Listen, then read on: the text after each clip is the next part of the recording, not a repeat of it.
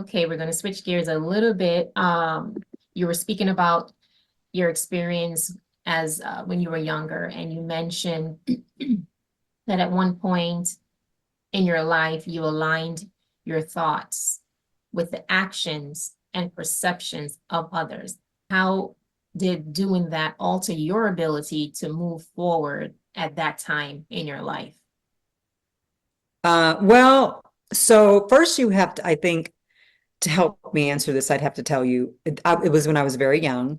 Mhm. My um, my parents moved my family when I was going into fifth grade. So I was 10, the summer that after I turned 10, Okay. moved us from an all Black community where we only had in my elementary school one family that was Caucasian, and and they ran and played with us, all day long in school. We never ever thought about the differences.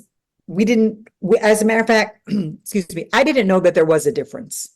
And that might really sound funny, but if you were, as a child, if someone doesn't tell you, you might look at someone, Exactly.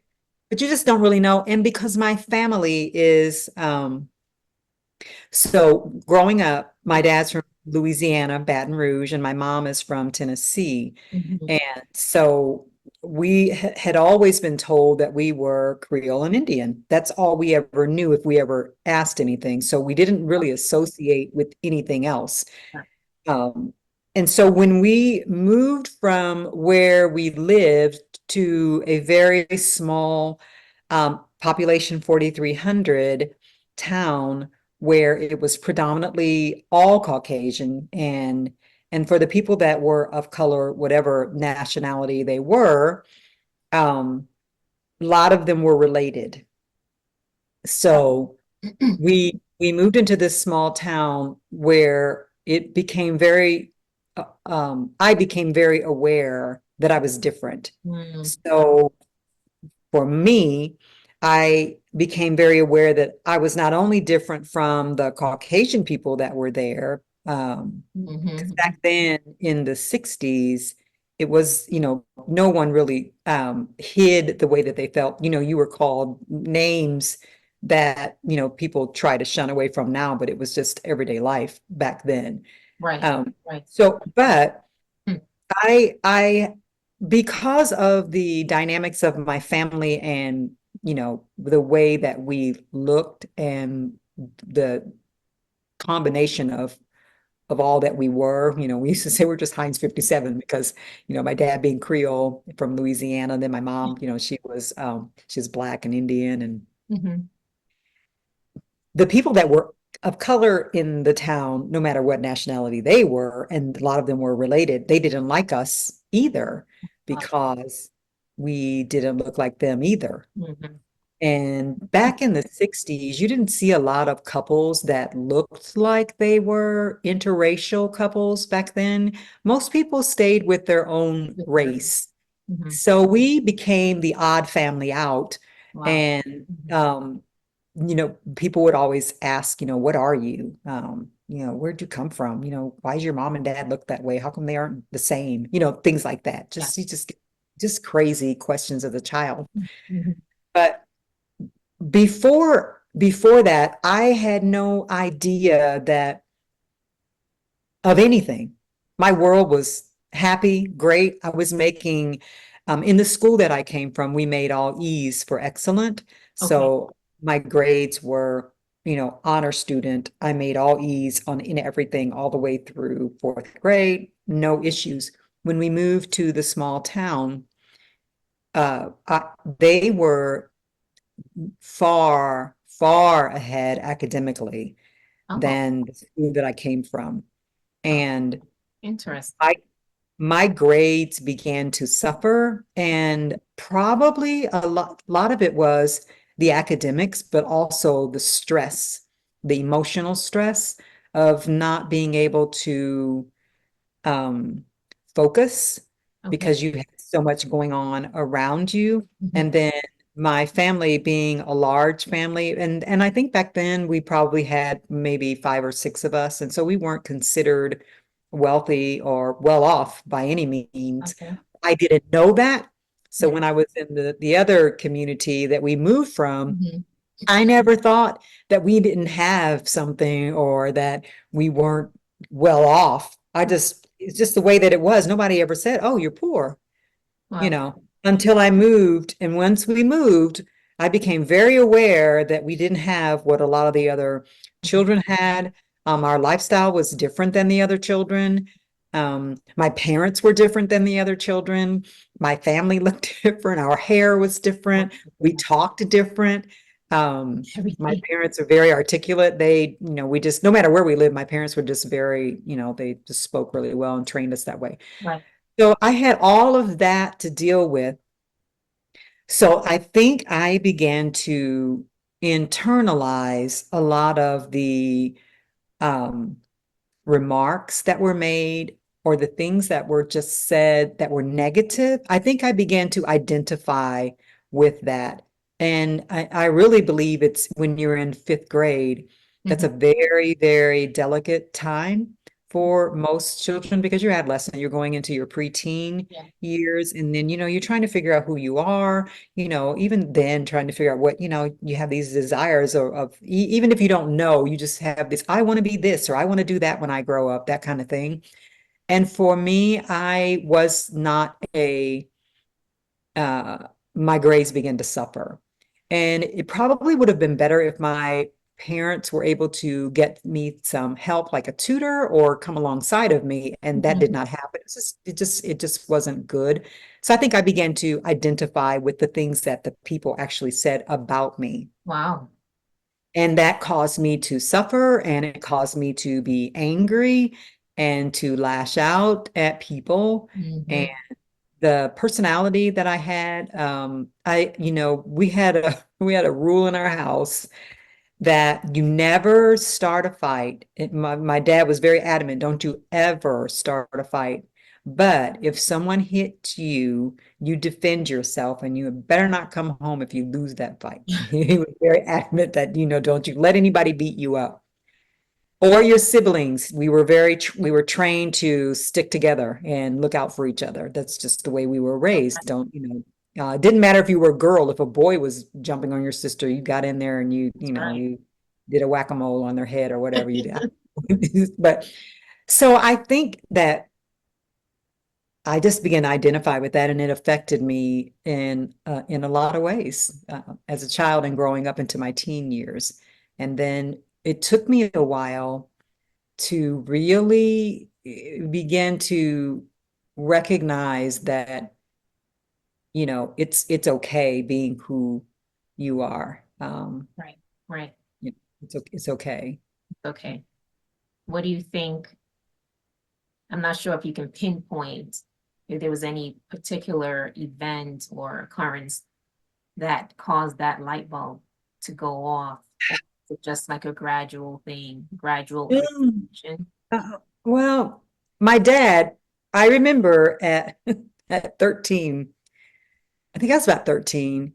I remember he sat on the front porch steps with me, and we actually were sitting on the steps, and he said to me, um, because at that time, I was going to high school, and I wasn't the happiest youth. I was just really not. And you could tell that. I just had a lot of anger because I just was removed from my world. My world changed overnight and I didn't know how to Wow. adjust.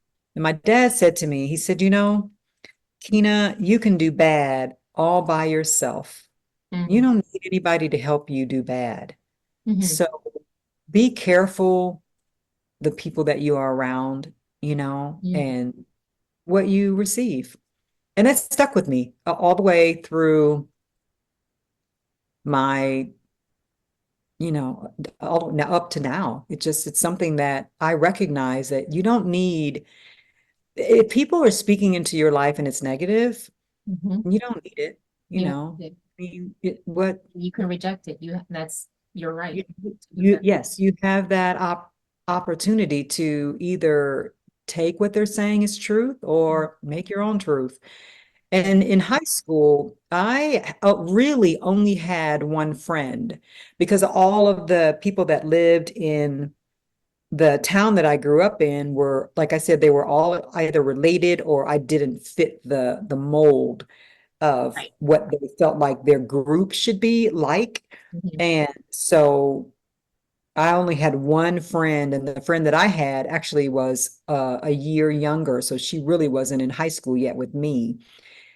So I was a loner in high school. I might have had, I talked to people, but I didn't hang out with a group. Right. So You didn't I connect. was able to, um, hello, and it wasn't like bad, but I wasn't included in the groups. I see.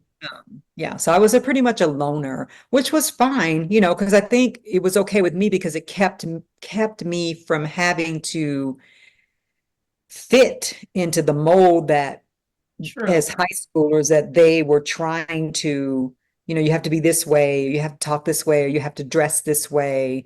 True. Because a lot of the children, even the ones that were of color, they had a lot that I didn't have. They had opportunities that I didn't have. They traveled away for the summer and, they might go to Cali or just whatever. We didn't do any of that. So we just didn't fit that. So Mm. I just had to, but at the same time, I think those things happen in your life, but it's not like something that you plan. Right. Right. You know what I mean? It's Mhm. not like I planned, I want to be a loner. Oh, I don't want to be with your group. It just happened. I just wasn't included in that group. And you have to Mhm. deal with whatever's thrown at you, sort of thing. Um, Considering all that you experienced at that time, would you have, if you could have done it again, would you have preferred to move or stay? I wouldn't change. And there are a lot of things that have taken place in my life.